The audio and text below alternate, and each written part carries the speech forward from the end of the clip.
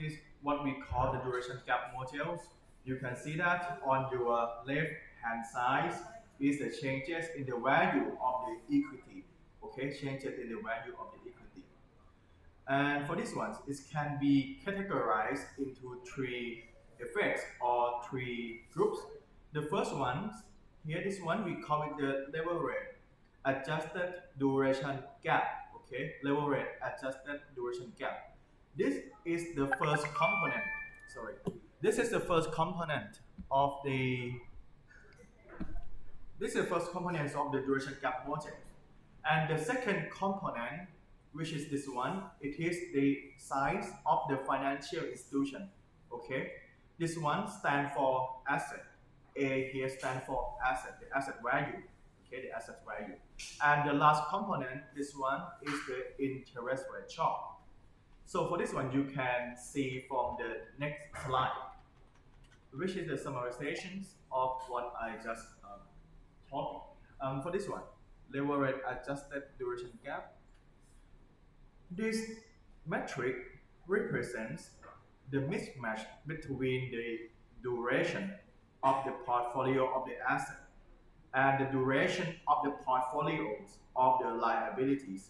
Okay, the larger the value of this component, it means that the riskier of the riskier of the interest rate risk. It means that the financial institutions are more exposed to the interest rate risk. And for the second component, which is the asset side or the size of the financial institution, you can see that the larger the asset size, we still have the more exposed to the interest rate risk. And the last one, it is the shock itself from the interest rates. Okay, and for the last component, this one is can be the numerical value. The unit of this one should be in basis point. Okay, basis point. What is the basis point? One basis point equal 1% divided by 100.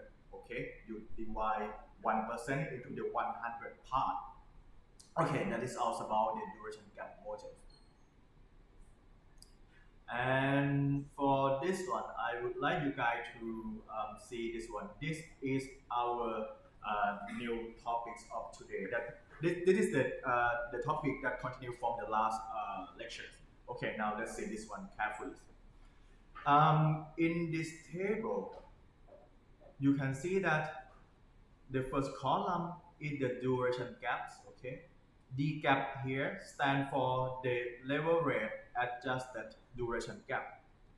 It represents or it reflects the mismatch between the duration of the asset and the duration of the liability.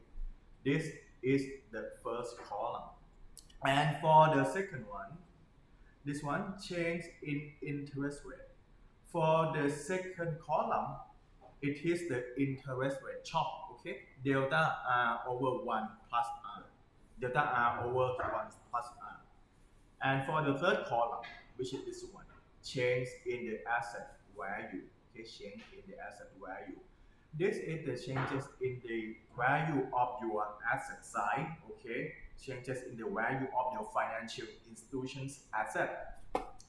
And you can see that for this one, it is a blank column, right? And next to the blank column is the change in the liability value. This is the values of the financial institution liabilities. And the last one is the most important one, which is the changes in the equity value.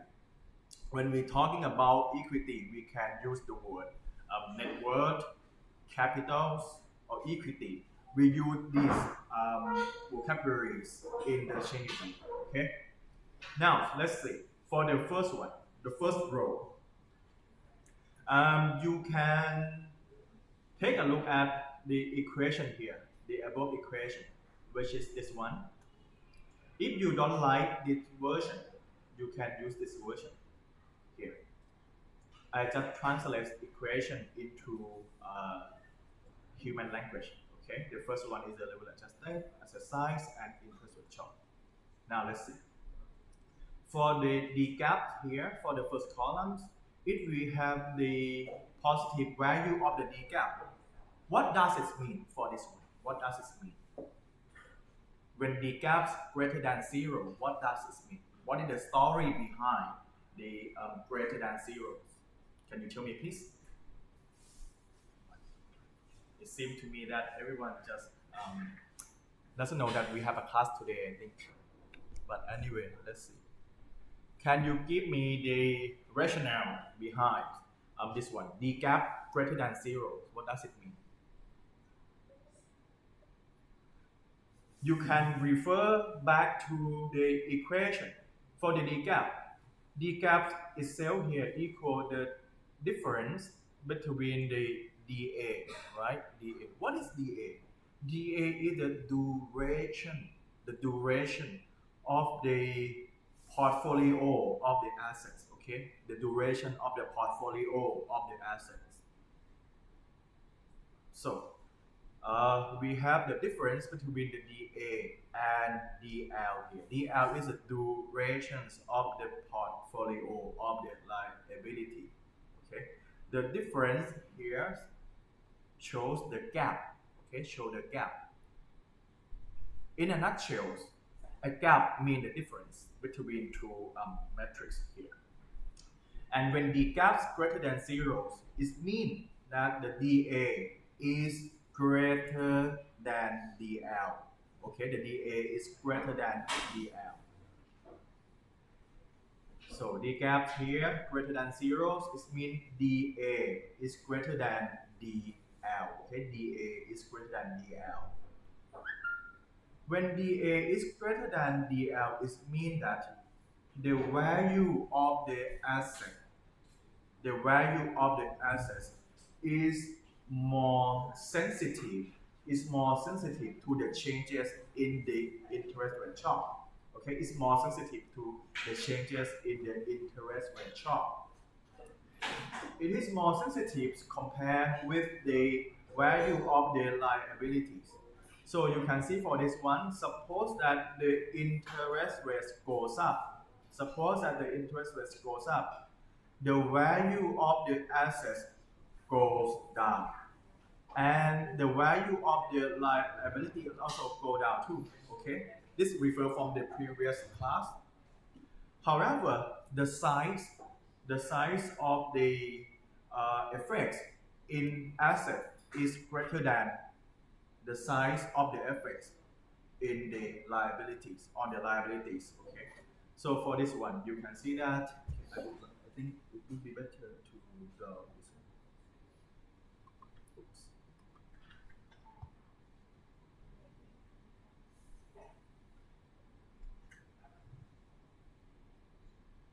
Okay.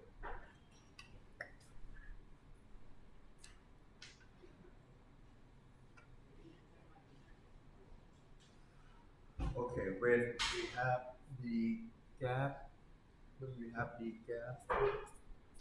greater than 0, it means that dA is greater than dL. Okay, dA greater than dL. This one is mean more sensitive.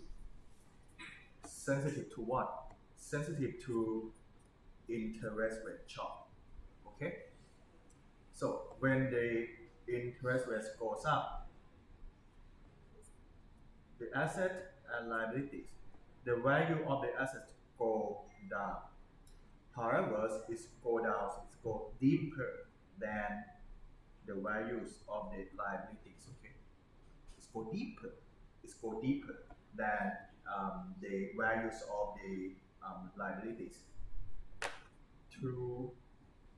For instance, I think to give you the clearer pictures of this one, I will use a number. Suppose that this one is minus 10. Okay, this is just the hypothetical number, minus 10. And for this one, suppose that the value goes down by minus 5. Okay, minus 5. You can see that minus 10 minus 5 here. What we get this one, it should be positive, right? Minus 10 plus 5. And the overall value here should be minus Fine. As a result of this, if you take a look at your slide, you will see that changes in the equity value should be negative or go down. Okay, it should be go down. It should be the negative numbers or go to the negative direction. Okay, this is for the first row. Okay, for the first row.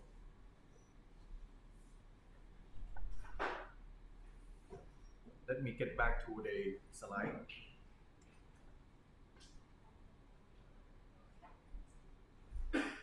Okay. What I'm writing here is the first row. Okay, the relationship in the first row. Okay, in the first row. So your turn. Your turn.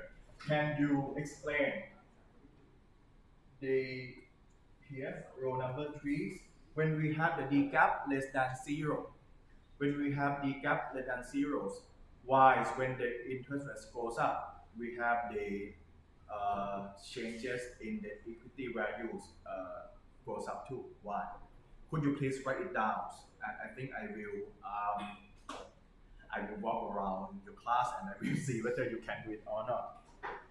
Can you explain why when we have the negative D gap here and when the interest rate goes up, why the values of the equity goes up too? Okay. If you can see for this one, when the gap is greater than 0, at the bottom line we have the value of the equities goes down, but for this one, why it goes up? Okay, please. Write it down. Let's see.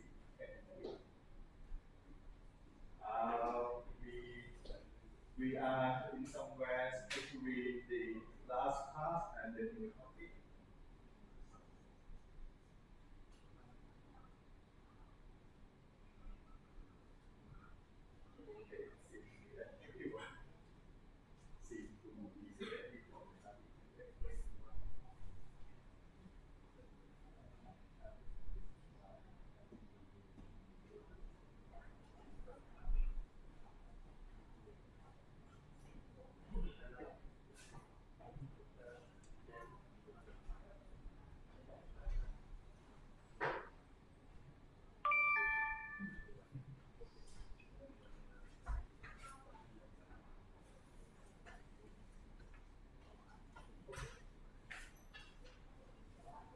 Okay, it's 6 will be done. Ready for the study. Okay, let's see. I will show you the explanations of the row number 3 here. So, back to visualize it. Okay, let's see. For row number 3, when we have the case of the negative D gap, D gap less than 0, it means here that the DL is greater than DA. As a result of this one, it means that your liability is more sensitive. Okay, is more sensitive to the changes in the interest rate than the asset side. Okay, this one is more sensitive. So when the interest rate goes up, what will happen next? When the interest rate goes up, the value of the asset and the value of the liability should go down. Okay, should go down. However, we know that your liability is more sensitive to the changes in the interest rate. The size of the value here should be bigger, okay? Or I use it go deeper compared to A. So I will use the numbers as the representation of this one. It will give you clearer pictures when you think about the explanation behind this. Okay, for this one, suppose here it should be minus 10, and this one, let's say minus 5. Okay, minus 5. And when we analyze the changes in the value of the equity, it should be, okay, someone may forget about this. You remember this equation, right?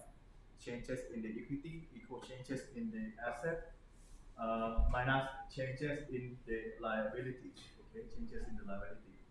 Okay, for this one, we have minus 5 here, minus, and here minus 10. This one go positive. As a result of this, we have this one equal 5.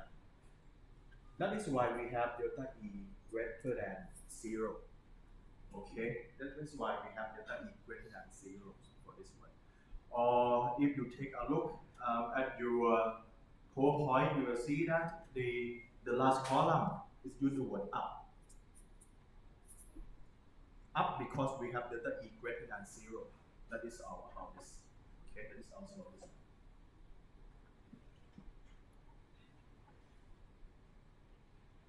Okay, do you have any questions?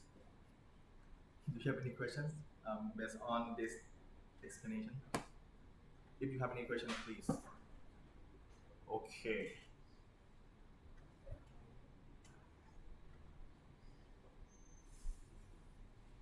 Okay, now this table is really important.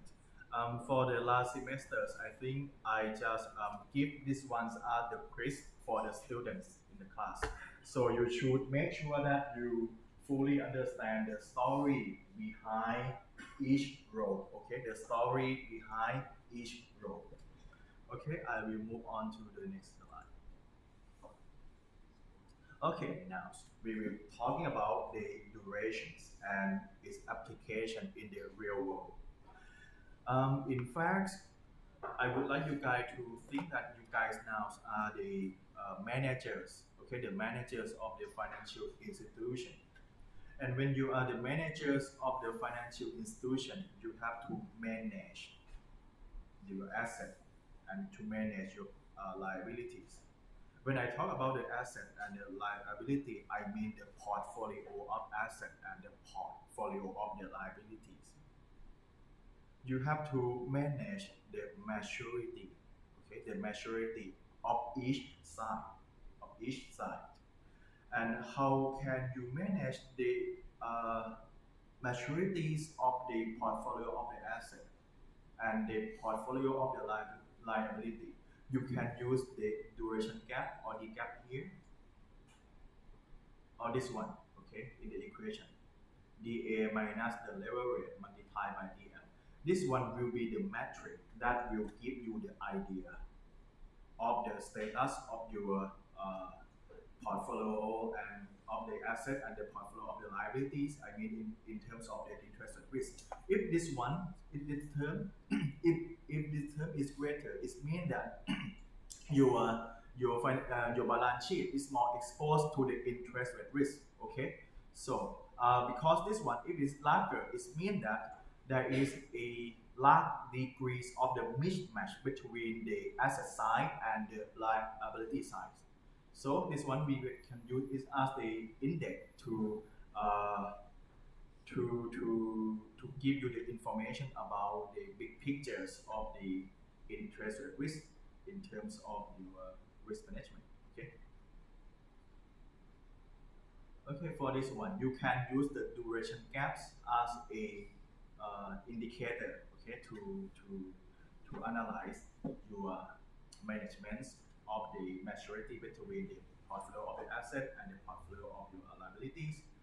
However, this one is a little bit it sounds too good to be true because in fact you cannot use one number to manage everything. Okay, because duration matchings or the management of the duration is a little bit costly.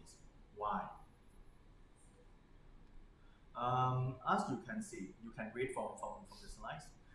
As you can see, when you try to manage your portfolio of the asset and your portfolio of the liabilities, there are a lot of different types of the asset and lots of different types in your liabilities. So you cannot use the policies such as the one type or one size fits all. You need to manage each asset, each liability. So it is a little bit costly to monitor the movement of the asset price in each category. So this one is why we say that it is a little bit costly for this one. And the second problem about this is that the duration management is a time varying problem. It's time varying problem. You need to monitor the movement of the asset price and the liability price, the price or the value of the asset and the value of the liabilities, because the interest rate changes every day. Okay, the interest rate changes every day, uh, and the value of the asset and the value of the liabilities also change on a daily basis. So if you try to manage the durations of your asset and the duration of your liability, you have to monitor the values on a daily basis. So it is really costly and very time consuming. In practice, we may use the we in practice we may not follow the changes in the value on a daily basis, but we can follow or we can monitor the value on a quarterly basis or monthly basis. However, it's still the really costly when you try to monitor everything, okay? Because it is like you try to solve some problem, and when you solve this problem is also create another problem. This is what happened in the real world when you try to manage the duration. Okay, and this is a little bit technical problem about the duration. As I mentioned earlier that we use the duration gap as an indicator to measure the interest rate risk, right? However, the duration itself is not a perfect indicator. It is not a perfect indicator. Why? Because it tends to leave some characteristics in the asset price. That characteristic is called the convexity. Okay, the convexity. The convexity is a metric that we use to measure the curvatures. Okay, the curvatures of the relationship between the price of your asset, the price of your liabilities, with the changes in the interest rate. In order to give you clearer picture of this one, I would like to draw your attention to this graph, and then we will go back to the description. Okay, let's see this one.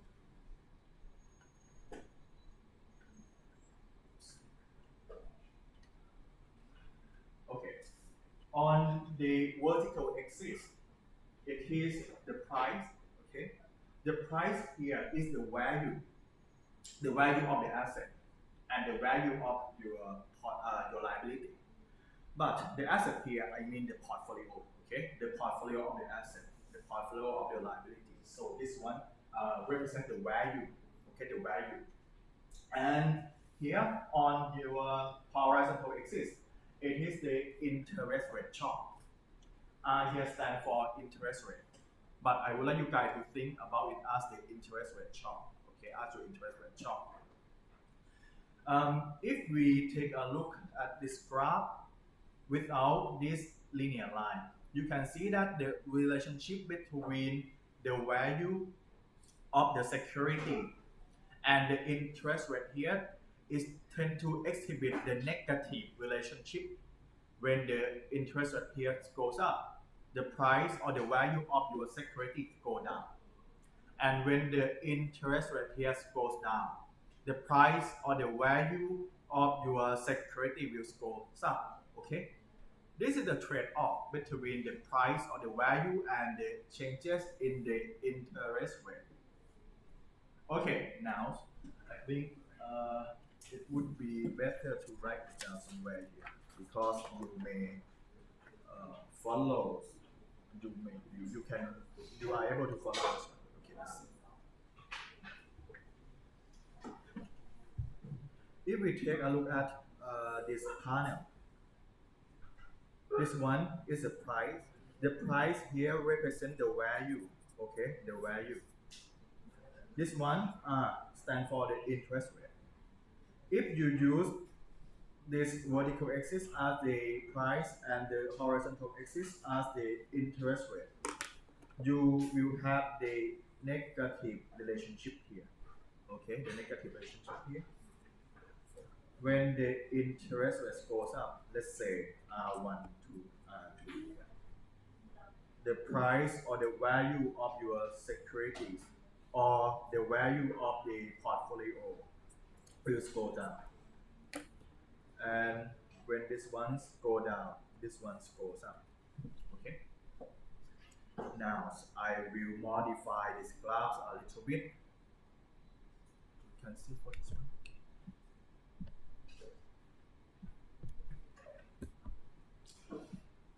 Okay, let's see. For this one, suppose that I just change the name. Sorry, I change the labels here. I change this one to delta P. Okay, over P. Delta P over P. And this guy, delta R over 1 plus R. What is this one? If you take a look at the slope, it should be the duration. Okay, this comes from the equation that we studied from the previous class.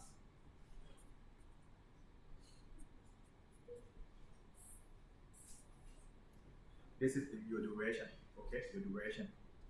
And the duration here tend to be the fixed value, So if you plot this graph, it should be the linear line. It should be the linear line. So if you use the duration as a metric, that represents the interest rate risk, that measure the interest rate risk, it will give you the linear, the linear relationship. However, the true relationship here is not linear. It is not linear, okay? And we use the metric called convexity to measure this the convergence of the curve, okay, the convergence of the curve. And when I just put this graph together, what you can see is from your slide. You will see that if I put it all together here, this one should be the true relationship, and this one should be from your duration model. Okay, this one. In fact, this axis tend to be the same. I just put it together. So this one should be R and delta R1 plus R. It share the same axis. And this one also share the same axis, which is P and delta P over P. Okay, it share the same axis.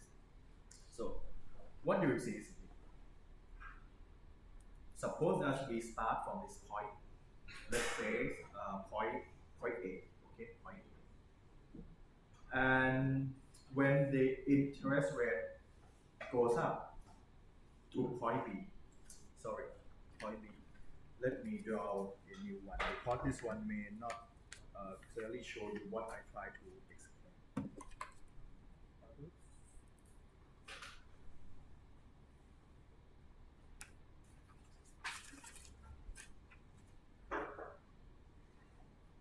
Okay, this one is more curvy than the last one. And here, okay, so duration. This one is the interest rate and the interest rate shock. It share the same axis. And for this one, the value of the securities and the changes in the value of the security share the same axis. We are here. Okay, point A. And when the interest rate goes up, or when we have the positive interest rate shock, let's say point B, what will happen?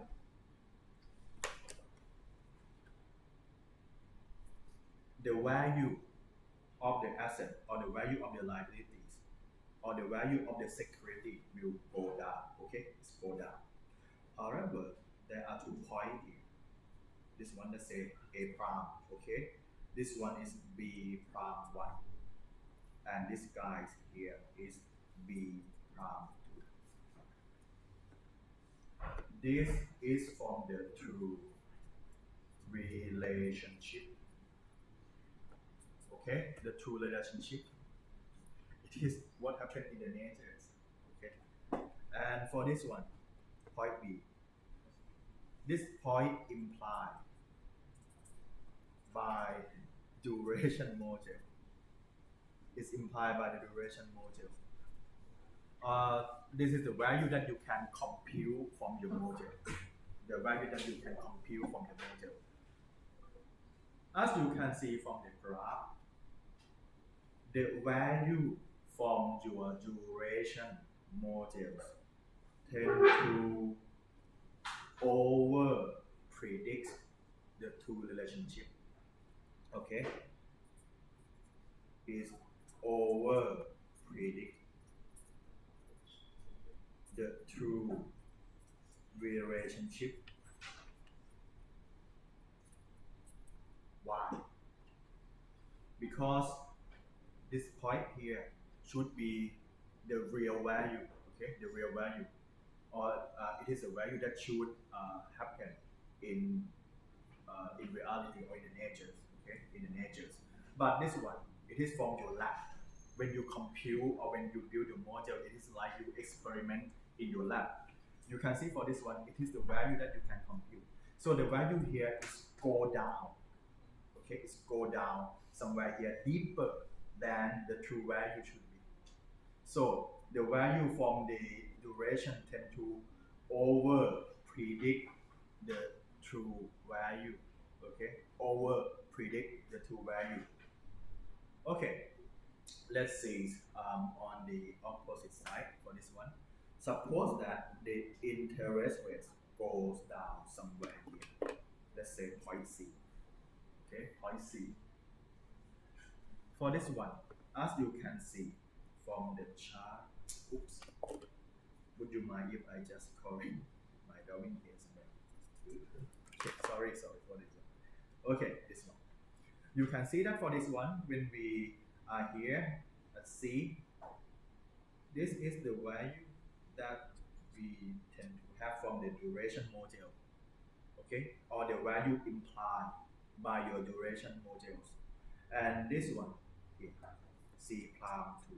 This one should be the real value or the value in the natures, because it is the true value. The true value should be somewhere here. But your model just give the value here. What will happen for this side? The value from, the duration models tend to under predict the true value, because it gives you the value that is lower than the true relationship impact. Okay. However, for this one, it gives you the bigger value than the true relationship impact. So this one, when we see the situation, we call it is over predict. But for this one, on another side, when you see the situation, we call it the under prediction, or the value from your duration under predict the true value from the true relationship. Okay. As you can see, the duration module is not perfect. The duration module is not perfect because the duration tend to give you the linear relationship. However, the value that we try to measure, it is in non-linear in nature. Why? Because the duration tend to forget to include the convexity. This one from your slide, the convexity. Because the convexity measures the curvatures of these two relationships. So in order to make your modules more accurate, you need to incorporate the convexity into your modules. when you measure the interest rate risk in practice, you cannot use only the duration because the duration tend to give you the value that is over predicts or under predicts the true value. So you need to incorporate the convexity into your modules. We call the convexity incorporate the convergence or the nonlinear nature of the two relationship.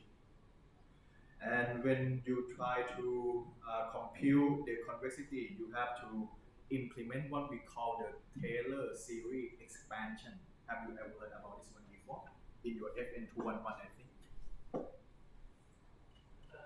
Go back a little bit, I have a question. Please. So the linear line is the duration. Is it aware under the curve line or this one? It is under this one. For this one. When I wrote in my worksheet, I wrote it under that.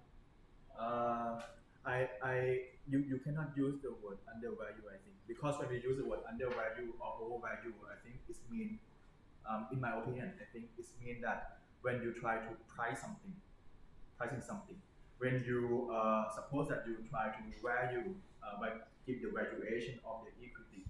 So when you compute the fair value, the fair person, the fair net present value, suppose that that value is lower than the market price, you can say that okay, it is undervalued. But for this one, the model is prediction. We don't compute the valuation here. We try to predict what will happen when we have the interest rate goes up or go down. So that is why I use the word under predict and over predict rather than the undervalue and overvalue. This one.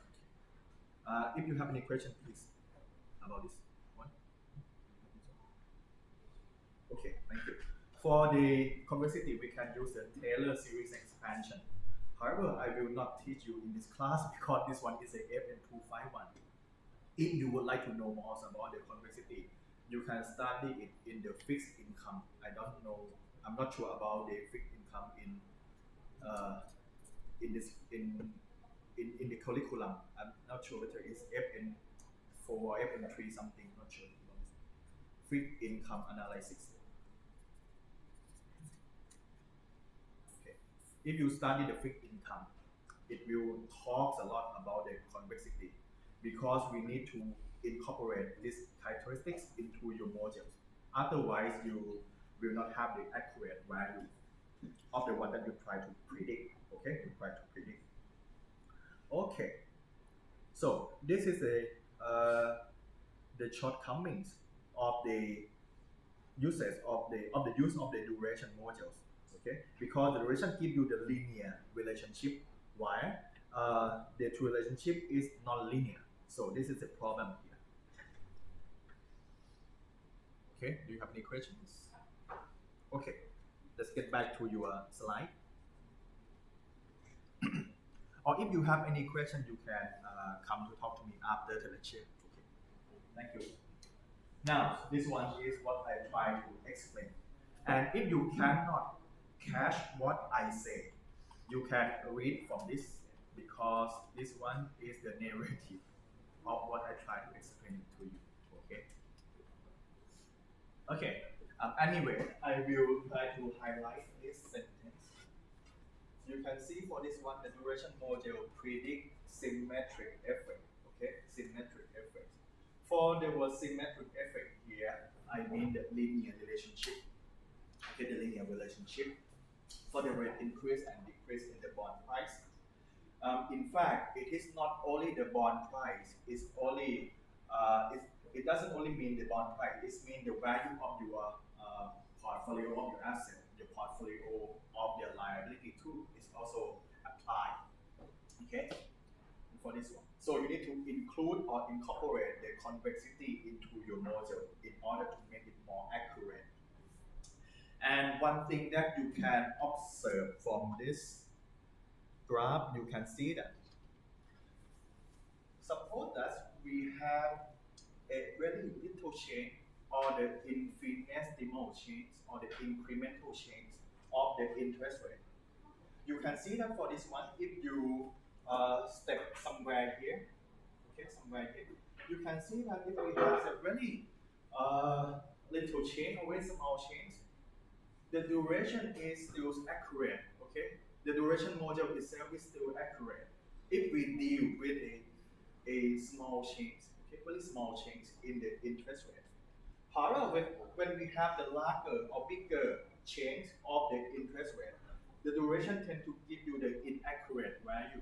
Okay, it tend to give you the inaccurate value, and this is why when I first talk about the duration, I try to emphasize that the duration modules is suitable for the analysis of the small change in the interest rate in a basis point. Okay, 1 basis point, 2 basis point is still okay, accurate.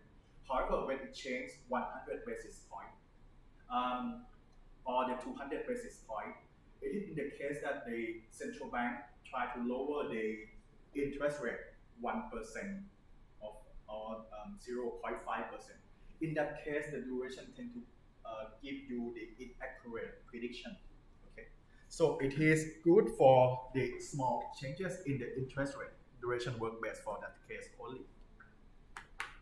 Okay, that's all about this one. Do you have any question, please? Okay. I'm not sure whether you understand or not, but anyway, if you cannot understand here, you can come to talk to me after the class. Thank you very much.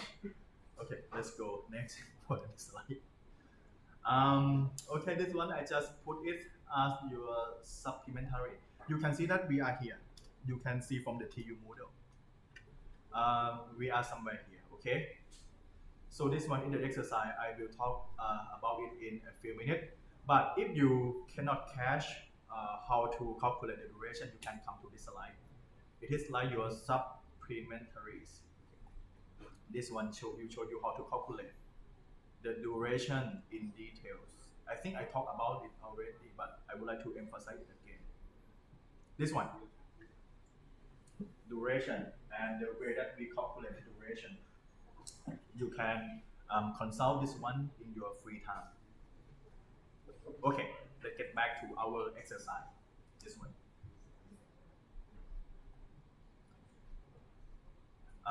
Okay, now so I would like to emphasize that we are here in the topic of the interest rate risk. We try to manage the interest rate risk from the positions of the manager of the financial institution. And as you can see that changes in the interest rate tend to have the effects on the value of the asset and and the liabilities of your balance sheet on your balance sheet. Okay. Okay, let's see this one. This one I just took this example from Michigan, page 334. Okay, let's see. Suppose that we have the commercial bank. We call it the First National Bank. For this one, I will use the gap analysis to measure the effects of the interest rate on the value of the equity. Okay, I will talk about the gap analysis first, and then I will move to the duration analysis. And after that, I will talk about the duration gap analysis. So we will have three metrics to measure the interest rate risk. Okay, so let's see the balance sheet first. For this one, I will talk about the gap analysis first. GAP, the gap analysis. Okay, let's see. For this one, on your asset side, when we use the gap analysis, we have to categorize the asset into two main groups. The first group is the rate sensitive asset. The second one is the fixed rate asset. We will apply the same strategies with your liability side too. We will group it into rate sensitive liability and the fixed rate liability. And we are interested in the rate sensitive. items. Because for the rate sensitive, it means that when the interest rate change, it will directly affect the changes in the value of these categories. Okay, only the rate sensitive items that will be sensitive to the changes in the interest rate change. However, for the fixed rate asset and the fixed rate liability for this one, when we have the changes in the interest rate, it will somehow not affect the value of this category. So we will narrow our interest into the rate sensitive asset and the rate sensitive liabilities. For this one, oops. I think I should talk about the rate sensitive asset first. For this one, you can use the RSA as a shorthand of the rate sensitive asset. RSA, okay? RSA is under rate sensitive asset. And for this one, we can use the RSL as the shorthand of the rate sensitive liabilities. Okay, here is a situation. Suppose that the interest rate goes up by 5 percentage point. Okay, suppose that the interest rate goes up by 5 percentage point. The income or the values on the asset will increase by 1 million. Why 1 million? If you get back to your previous balance sheet, you can see that for the RSA, we have RSA is set equal to 20 million. So when the interest rate goes up 5% of 20 million, it should be 1 million here. Okay, 1 million. Even though you do nothing, the interest rate change also affect the value of your asset and your liability, even you do nothing. So that's why we need to manage your balance sheet. Otherwise, we will be affected by the changes in the interest rate. And why interest rate risk is so important? As I mentioned that even if you do nothing, you still your balance sheet is still affected by the interest rate. Why? Let's see this one. From the slide, we are somewhere here, okay? But I will switch into this one. I will swap to this visualizer to show you the idea why we have to concern about the interest rate risk. As you know that we have the asset, equal liability, and equity. Equity is something that we are concerned about this because it is something that from the owner, okay, of the financial institution. Okay, for this one, I will take delta, which stands for change. Changes in the value of the asset, changes in the value of the liability, and changes in the value of the equity. I just rearrange this side. Okay, what we get is here. Now, you can see that when we have the changes in the interest rate, suppose that this one goes up. When the interest rate goes up, it affects this guy and this guy. Okay, so it affects this one, the value of this guy and the value of this guy. As a result of this, it also affects the value of this one indirectly. That is why we are concerned about changes in the interest rate. Because even if you do nothing for your portfolio, you do nothing, you don't manage anything, the interest rate always change and change on a daily basis, right? Even if you do nothing, it still affects the value of your net worth. That's why we need to monitor the changes in the interest rate. If you guys are the managers of the financial institution, otherwise you will have a problem with your net worth. Okay, your net worth. So that's why the interest rate risk is very crucial for the banking management.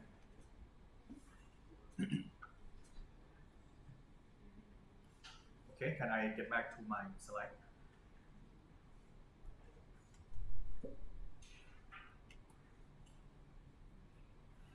Okay, next. For this one, um, when the interest rate goes up by 5 percentage point for this one, your liabilities, the value of the liabilities also increased by 2.5 million. 2.5 million here comes from the 5% of the 50 million.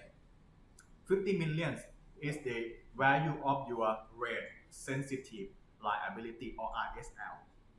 Okay, the value of the RSL. Okay, the value of the RSL. So you can see that for this one, your profits or the value of your net worth will be affected because we have here 1 million, okay, 1 million increase in your asset, and we have here 2.5 million on your liabilities. So the difference of this one is the minus 1.5 million. This is the result of the changes in the interest rate. If you do nothing, okay, if you do nothing, the value of your net worth will somehow goes down. Okay. Okay, here, this is the bottom line. If a bank has more rate sensitive liability than the rate sensitive asset, a rise in interest rate will reduce bank profit, and a decline in interest rate will give you the opposite direction. So it will raise the bank profit. Even you do nothing. Okay, even you do nothing. Okay, now I will turn to what I call the gap analysis. First, we will call the difference between the value of the RSA and the value of the RSL as gap. Okay, as a gap. The gap is the difference of the value of these guys. Okay, the RSA and the RSL. We use only the rate sensitive. We will not use the fixed rate. Okay, we use the rate sensitive versions of the asset and the rate sensitive versions of the liability. Okay, this one. For this one, you can see that refer back to our balance sheet. You can see that we have the RSA equal 20 million, RSL equal 50 million. Okay, 50 million here. And you can see that the gap should be minus 30 million because it is the difference between the value of the RSA and the value of the RSL. In our examples, we have the value of the RSLs greater than the value of the RSAs. That's why we have the negative value here. Okay, the negative value here. This is called the gap. Okay, this is called the gap. Now let's see what will happen next. Now we will analyze the effects of the changes in the interest rate on the changes in the bank's income. You can multiply the gap with the changes in your interest rate here. And the result here is the changes in your income or the value of your net worth. In fact, I would prefer the word income because this one is measure only the value of the rate sensitive asset and the rate sensitive liability. So this one I will call it the changes in the bank income. Okay, for this one, you can see that we have the gap set equal to 30 million. And suppose that the interest rate goes up by 0.01. Sorry, suppose that the interest rate goes up by 1%. So this one you can multiply. You can multiply minus 30 million with 0.01 here. So this is the changes in your bank income. Your bank income will go down by 300,000. Okay, this is from the 0.01 multiplied by minus 30 million. This is what we call the gap analysis. Okay, this is what we call the gap analysis. It shows you the effects of the changes in the interest rates on the bank's or the financial institution income. This one is a little bit easy. For this one, I will skip. I will not talk about the maturity bucket and the standardized gap analysis. So this slide you can skip. Okay, next we will talk about the duration analysis. Okay, the duration analysis. As you know very well about this one, the duration analysis is a metric that we use to measure the changes in the interest rate. Okay, it somehow share the same concept with the elasticities in microeconomics. In fact, it is the same formula. We use the same formula. We just change the variable in our analysis. So the sensitivities of the market value of the bank net worth. Okay, here the sensitivities of the market value of the bank net worth can be measured by the durations, because the duration here it just reflects the effects of the changes in the interest rate that will affect your bank net worth here. Okay, let's see. This formula, I think you guys are familiar with this one because I just explained already. It's from our previous class. Okay, let's see the example. Okay, let's go through this one together. Suppose that the bank average duration of asset is 2.7 years. Okay, you can see that the unit of the duration is in years. Okay, it's in years. And here for this one, when I talk about the assets, I mean the portfolio of the bank's asset. Okay, the portfolio of the bank asset. And in these examples, it just gives you the number. It is pretty straightforward. But in some case, you need to compute this value yourself. And its average duration of liability is 1.03 years. Please observe that, or please note that the unit of the duration is in year, and this one also year. Okay. The bank managers wants to know what happened when interest rate rise from 10% to 10% to 11%. This is 1%. I think it is too large to use the duration because it is the 100 basis point. 1% is 100 basis point. So I think this example from Michigan textbook is somehow a little bit, it doesn't resemble the reality. But anyway, we just use it as the toy model or toy example. Okay, this one, the interest rate goes up from 10% to 11%. The total asset value here is 100 million and the total liabilities equal 95 million. Use equation 4. What is equation 4? Equation 4 is here. To calculate the change in the market value of the assets and liability. Okay. This one you can see.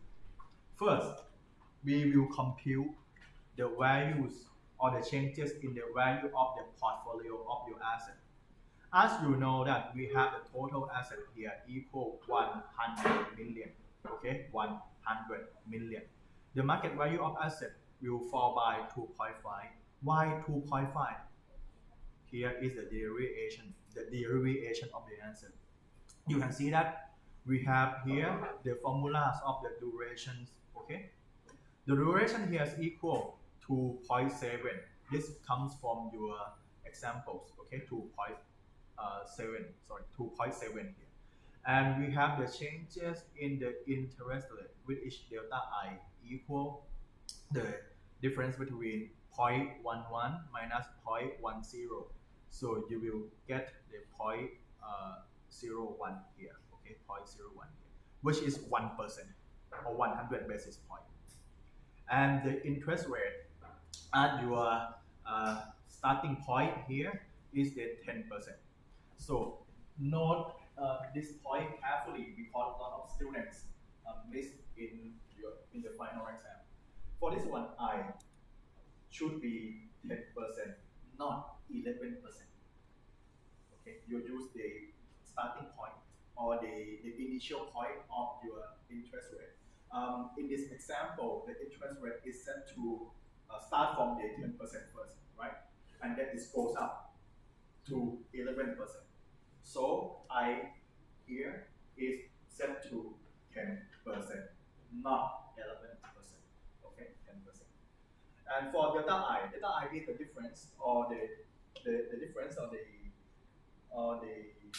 value here. 0.01 should be somewhere here. Okay. So you can put everything in your durations in your duration equation, and what you will get is here minus 0.025. And when you multiply these decimal numbers by 100, you will end up with the percentage number, which is 2.5%. Okay, minus 2.5%. What is the meaning or the rationales behind the minus 2.5%? In fact, these ones is the changes in the value of your asset. So this can be interpreted that when the interest rate goes up from 10% to 11%, in this situation, the value of your asset will go down by 2.5%. Go down by 2.5%. I took this example from Michigan. You can read from the textbook.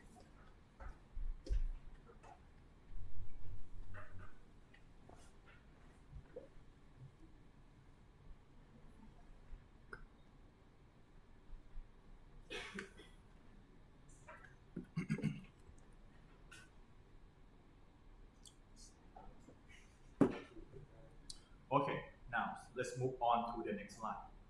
For this one, we will calculate the changes in the value of your liabilities. We also apply the same strategies. We just use the same formulas of the duration. Because this one, we are talking about the duration analysis. For this one, you will see that we have the duration here equal 1.03 years. Okay, 1.03 years. You just put these guys into the DUR in your formulas. And then we just use the same numbers, which is the interest rate shock, which is this one here. And what you will get is here, minus 0.9%. This is the value that will be reduced when the interest rate goes up for your liability side. Okay, this one. And as a result of this, let's see. Let I get back to the first one because we have to put it all together for our analysis. For this one, you can see that when the asset price go down by minus 2.5%, minus 2.5% of 100 million is equal to 2.5 million. Okay, equal to 2.5 million. And the value here minus 0.9%. Minus 0.9% of 95 million equal minus 0.9 million. So you just put it all together. For the first one, you have here minus 2.5. This one comes from your changes in the asset here, the value here, the negative value here, minus the negative value here, which is from your liability. As a result of this, your net worth will reduce by 1.6 million. Okay, your net worth will be reduced by 1.6 million. That is all about the duration analysis. This is all about duration analysis. So now let's move to the next, the third one, the last one. And I just talked about the gap analysis. The gap analysis measures the changes in the interest rates on the difference or on the gap of the rate sensitive asset and the rate sensitive liability. And you will end up with the changes in your income or the bank income. That is the first one. The second one, we talk about the duration analysis. And you can see the application, so you see the application already. But for this one, we will use the duration gap analysis. As you know from our derivation of the duration gap module, you will see that the duration gap here equal the durations of your portfolio of the asset minus the level rate here multiplied by the duration of the portfolio of your liability. We just use this number, okay, into this formula. If you remember, and I think you should remember, you can see that this guy is the changes in the net worth, right? If you rearrange A, you put A on your right hand side here, you will get exactly the same equation that I just explained in the from the previous class. You can see that for this one. This is the changes in the net worth. The unit of this one will be in million baht or million dollar for this one. Delta NW stand for net worth. However, when you divide it by A, the unit here will change into the decimal numbers or something. So when you interpret this formula, when you multiply it by 100, it will give you the percentage rather than the value of the net worth itself. Okay. So when you use this formula, you need to be very careful when you interpret the result. Anyway, I will start from this formula. So this one is the changes in the net worth divided by the size of the financial institution. Okay, the size of the financial institution equal the duration gap here. Duration gap here is the difference between the duration of the asset and the duration of the liability. Multiplied by the interest rate shock. Because this one show the negative relationship, that is why we have the minus sign here. Okay, this is the formula of the duration gap analysis. And then we will use these formulas in our example. Okay. Suppose that we use exactly the same examples as the first one that we just discussed. In this case, I just twist the question to I just twist the question and I just ask you to calculate the changes in net worth. Okay, changes in net worth when the interest rate rise from 10% to 11%. This is 100 basis point. I'm sorry about this example because this one is somehow doesn't reflect the realities. Okay. In fact, you need to incorporate the convexity into this example, but anyway, to make it simple, so we don't include the convexity. Okay, let's see. Here is your answer. Here is your answer. Okay, this one. We just put everything into the formula. The first one, we have the average duration. From the example, we have this one, 2.7. And here this one, the total value of the liability equal 95 million. The total value of the asset, 100 million. And the durations of the liability is 1.03. You just put everything here into this formula and you will end up with the 1.72. Please note that the unit of the duration gap is year. Okay, it is year. It is year. Because it is the duration, so the unit should be here. Sorry, the unit should be years. This is the duration gap. So when you compute the duration gap, here you will get the 1.72 years. You just put it into your equation. What you will get is here. 1.72 multiplied by the interest rate shock. 1 plus the 10%. Okay, 1 plus 10% is your denominator. And for your numerator, it is the changes in the interest rate, which is 0.01. You multiply together, you will end up with 0.016. If you multiply this guy with 100, you will end up with minus 1.6%. So note this number very carefully. As I mentioned, because for this one, it's measured. It doesn't measure the changes in the value of the net worth, but for this one, it is in percentage number. It's measured the changes in the net worth divided by the asset. Okay. So for this one, it is not our answer yet.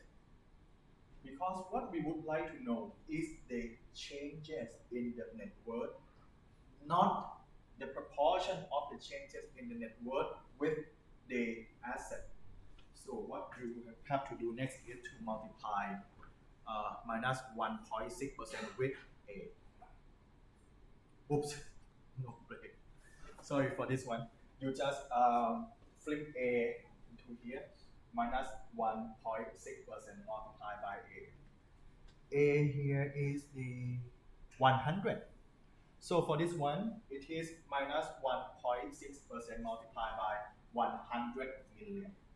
That will be the changes in the value of the net worth itself. Okay, for this one. So far so good. Do you have any questions about this? Please. Okay, if you have any question, you can come to me after the class. What time? Okay, we still have time. Okay, would you have a break? Yes. No? Oh yes? Okay, 5 minutes or 10 minutes? Okay, 10-minute break. Okay, 10-minute break. If you have any question, please come to me. Thank you.